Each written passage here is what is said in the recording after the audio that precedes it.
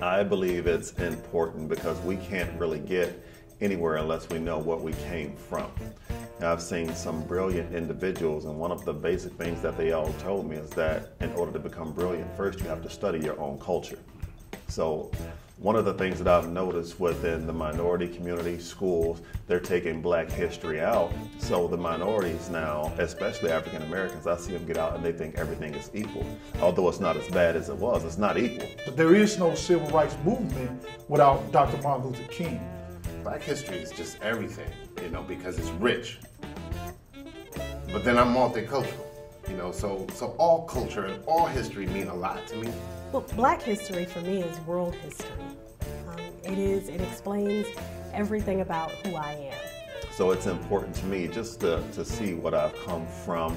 You know, not only did I study, you know, the Black history culture, I started to study my own family and realized that my granddad from Mississippi couldn't even read, and a lot of things that he went through so we could have a better family. You know, growing up in inner city doing the gang things, I was throwing that away. Now, how is that respectful to how, you know, with my granddad leaving for us to be better if I don't accomplish something?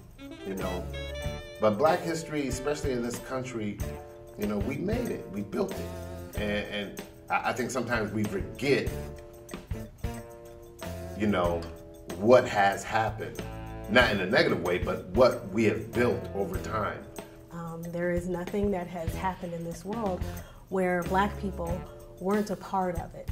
And so while we live in a society today that tends to overlook Black history, the great thing about history is that it is what it is.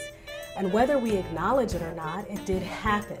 So we need to dig in and really embrace our history here.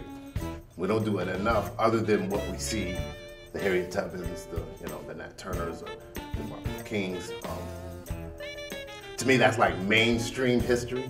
And so the reality of it is that this country would not be what it is without the blood, the sweat, the tears that those of us who are ancestors of the people that came here from Africa.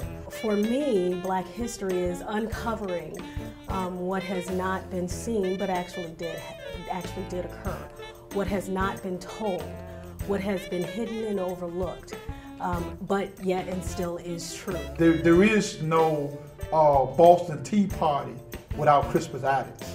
Black history is American history. And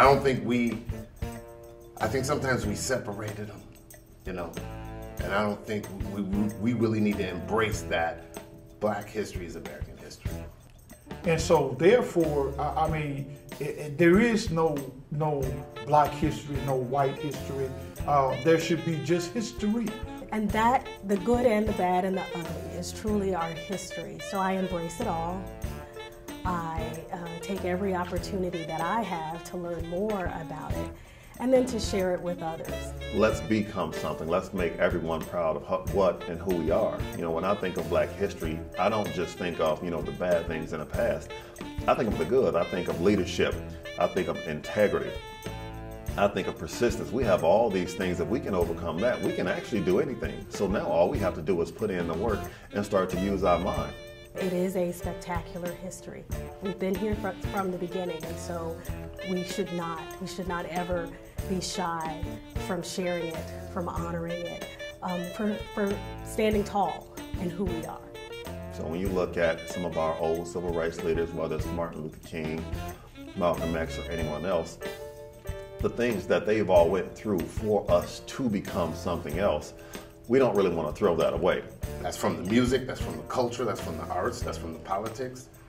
Because we were part of those politics when you start talking about slave owners I was talking to my friend the other day, and you know, their family has a plantation or a house that stood the test of time, and they still pay taxes on it. You know, that came from that era. So it's just funny how we don't respect it enough. So for me, it's everything. There is no NBA without Bill Russell. So that's history. That's not black history.